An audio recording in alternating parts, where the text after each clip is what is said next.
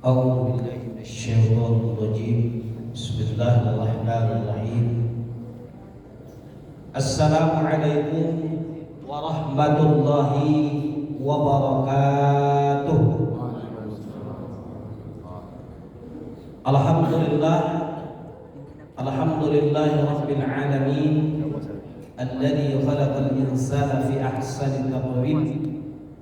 Wahdahu wassalatu wassalamu ala asrafil anbiya'i wal mursalin. Asyhadu an la ilaha illallah wa asyhadu anna Muhammadar Rasulullah. Allahumma shalli wa sallim wa barik ala sayyidina Muhammad wa ala ali sayyidina Muhammad. Bismillah, la haula wa la quwwata illa billahil aliyyil azim. Bersyukur kita kepada Allah dengan ucapan alhamdulillahirabbil alamin. Kembali Allah pertemukan kita dalam majelis ilmu ini. Semoga dengan majelis ilmu ini semakin dekat hati kita kepada Allah Subhanahu wa taala. Amin ya rabbal alamin. Bersolawat kita kepada Rasulullah sallallahu alaihi wasallam dengan ucapan Allahumma shalli wa sallim wa barik ala sayyidina Muhammad wa ala ali sayyidina Muhammad. Yang terhormat selaku pengurus masjid yang kita cintai ini, yang terhormat bapak-bapak, ibu-ibu, para jamaah salat zuhur yang dimuliakan oleh Allah. Menyambung kembali kajian kita di bulan yang lalu bahwa untuk menumbuhkan iman atau menyuburkan iman itu, yang pertama sering kita berzikir la ilaha illallah. Kemudian yang kedua, tafakkur, merenungkan keagungan kemahaan Allah Subhanahu wa taala. Kemudian yang ketiga hari ini, untuk menyuburkan iman dalam hati kita atau menumbuhkan iman dalam hati kita, selalu berbaik sangka kepada Allah Subhanahu wa taala. Tanamkan baik sangka kepada Allah Subhanahu wa taala, baik itu masalah kehidupan dunia kita maupun kehidupan ukhrawi. Jangan kita sibuk mengumpulkan harta untuk anak cucu kita. Jangan kita sibuk mengumpulkan harta untuk anak-anak kita. Takut kita kalau nanti kita mati, anak kita tak makan. Takut kita kalau kita nanti mati, anak kita tak sekolah. Berarti secara tidak langsung kita sudah berburuk sangka dengan rahmatnya Allah Subhanahu wa ta'ala. Secara tidak langsung kita sudah tidak yakin kepada Allah, bahwa Allah itu mengatur segala urusan. Di dalam sholat kita selalu kita ulang kalimat ataupun surat Fatihah, alhamdulillahirabbil alamin. Segala puji bagi Rabb. Apa makna Rabb di sini? Yang pertama pencipta, yang kedua pemelihara. Kita ini semua dipelihara oleh Allah. Andai kata kita mati, anak kita itu juga dipelihara oleh Allah. Kemudian yang ketiga pengasuh. Kita ini diasuh oleh Allah. Yang keempat pengatur. Rizkinya anak kita sudah diatur oleh Allah. Rizkinya kita sudah diatur oleh Allah. Maka tanamkan dengan rahmat, dengan kasih sayangnya Allah Subhanahu wa ta'ala, baik itu kepada diri kita maupun kepada anak-anak kita. Allah sudah atur semua. Jangan kita takut kekurangan. Jangan kita takut kalau kita mati, anak kita tak makan. Yang perlu kita jalankan usaha, kewajiban kita kepada anak, menyekolahkannya, mendidiknya. Namun dalam hati kita selalu kita sandarkan bahwa Allah sudah mengatur semuanya. Hadirin yang dimuliakan oleh Allah Subhanahu wa taala. Begitu juga dengan ukhrawinya kita. Yakinkan, jangan kita lagi bersandar kepada amal kita, tapi yakinkan dengan kasih sayang Allah, dengan rahmatnya Allah, kesalahan kita diampuni oleh Allah. Kalau kita mati, matinya kita mati husnul khatimah. Kalau nanti dimasukkan oleh Allah ke dalam surganya. Hadirin yang dimuliakan oleh Allah Subhanahu wa taala. Maka kata Allah dalam hadis kudusi, ana inna zonni awadibi. Aku ini bagaimana persangka hambaku, bagaimana pikiran hambaku. Kalau hambaku baik persangkanya kepada aku, akan kuberikan yang terbaik. Contoh begini Pak, yang lebih mudah kita memahaminya tentang pikiran ataupun persangka baik kita ini.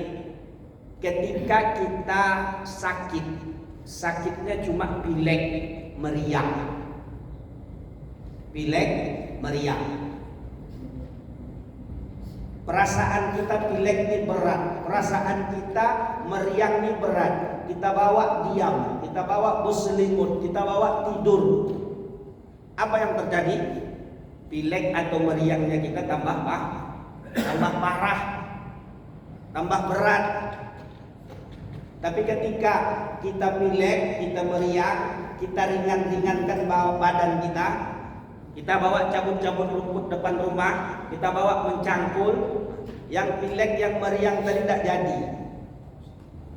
Begitulah perbandingannya, baik sangkaannya kita ke diri kita saja, apalagi juga kepada Allah. Bahkan ada sebuah kisah wanita Ansor mempunyai 10 orang anak laki-laki. Maka dia datangi Rasulullah. Setelah dia datangi Rasulullah, ya Rasulullah, ini anak saya 10 orang laki-laki. Bawa ya Rasulullah, mereka ini jihad di jalan Allah. Bawa mereka ini membela agama Allah.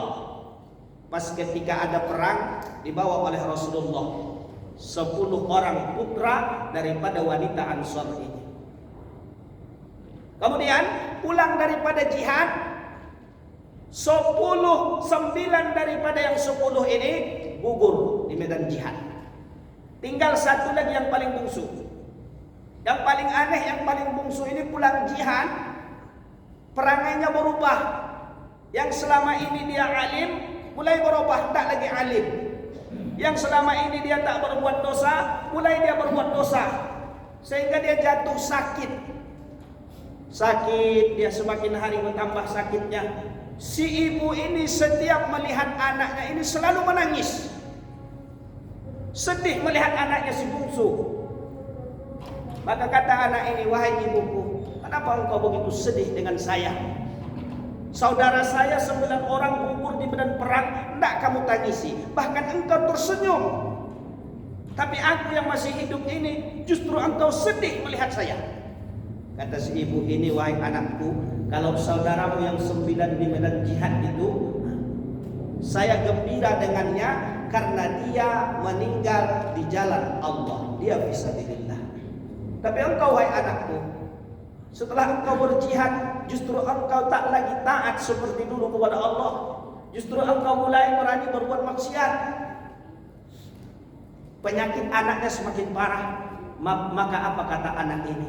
Wahai ibundaku, andai kata ada api di tanganmu, ada cambuk di tanganmu, kemudian saya berbuat salah kepadamu, kemudian saya mengambil hakmu, apakah engkau akan melemparkan api ini kepada saya? Apakah engkau akan mencambuk, memukul saya? Yang namanya ibu, apa kata si ibu? Wahai anakku, tentu tidak akan saya lakukan hal itu. Tidak mungkin. Kalau kamu cuma salah misalnya, tidak mungkin langsung saya lemparkan dengan api ini. Tidak mungkin saya akan cambuk. Nah, wahai ibundaku, begitu juga Allah. Allah yang menciptakan kita, Allah yang mengatur segalanya, Allah yang mengurus segalanya, lebih cinta kepada hambanya daripada engkau wahai ibuku yang melahirkanku. Engkau begitu cinta kepadaku, engkau begitu sayang kepadaku, tapi kasih sayang Allah dan cinta Allah itu kepada hambanya lebih daripada kasih sayang seorang ibu kepada anaknya. Singkat cerita, hadirin yang dimuliakan oleh Allah, meninggal anak ini. Dapat sama Rasulullah beritanya, kabarnya, semua kisahnya. Maka Rasulullah mendatangi ibu kaum Ansor ini. Apa kata Rasulullah? Sesungguhnya anakmu si bungsu itu sudah diampunkan oleh Allah semua kesalahannya, karena dia berbaik sangka kepada Allah. Maka kata Rasulullah, la tamutunna ahlukum illa wa huwa yuhsinu billahi dhon. Jangan mati di antara kamu sebelum kamu itu berbaik sangka kepada Allah. Jadi kita tidak bersandar kepada amal kita, tapi selalu tanamkan bahwa dengan rahmat, dengan kasih sayang Allah ampuni dosa kita. Salat kita dengan rahmat Allah, yakinkan salat kita itu diterima oleh Allah. Meminta kita berdoa kepada Allah, yakinkan dengan rahmat, dengan maha penerima Allah itu atas doa-doa hambanya, yakinkan doa itu diterima oleh Allah. Hadirin yang dimuliakan oleh Allah Subhanahu wa taala, maka harus kita robah pemikiran kita ataupun baik sangka kita, selalu tanamkan baik sangka kepada Allah Subhanahu wa taala. Jangan kita ragu bahwa anak kita tidak akan makan kalau kita mati. Jangan kita ragu kalau anak kita miskin kalau kita mati. Kita yang hidup di pun yang sekarang ini, tak ada warisan yang ditinggalkan oleh orang tua kita. Tapi harus kita tanamkan bahwa dengan kasih sayang Allah itu, anak-anak kita, keluarga kita, andai kata kita mati, akan dijaga, dipelihara oleh Allah. Kemudian tanamkan baik sangka kita bahwa dosa-dosa kita yang banyak. Tapi bukan berarti kita tidak beramal ya. Di balik kita beramal itu tetap tanamkan, oh banyak dosa saya, tapi Allah itu maha penyayang, Allah itu maha pengampun. Yakinkan bahwa dosa itu akan diampuni oleh Allah. Yakinkan bahwa dosa itu akan diampuni oleh Allah dengan kasih sayangnya Allah. Hadirin yang dimuliakan oleh Allah Subhanahu wa taala, maka dengan kita menanamkan berbaik sangka kepada Allah, insya Allah iman kita tumbuh dan akan semakin subur. Ini saja yang dapat kami sampaikan, semoga bermanfaat bagi kita bersama. Akhir kata, assalamualaikum warahmatullahi wabarakatuh.